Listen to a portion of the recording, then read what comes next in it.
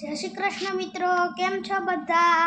તો જો આજે આપણે સ્કૂલે જવાનું હતું ને ટિફિન મારી મમ્મી ભરે છે. તો આજે ટિફિનમાં છે પરોઠા, લસણવાળી વઘારેલી ચટણી, છાશ અને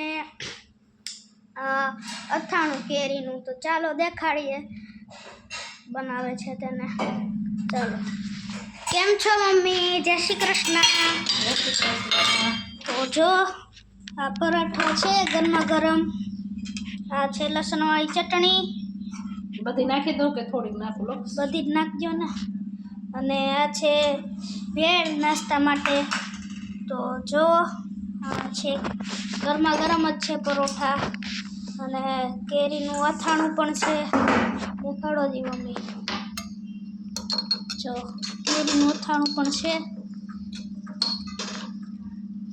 જુઓ, આવું જ હું દરરોજ નવીન લઈ જાઉં છું.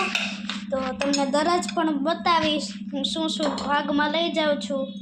જો અથાણું ભરાણું, આ પરોઠા છે અને આ ભેળ છે નાસ્તા માટે.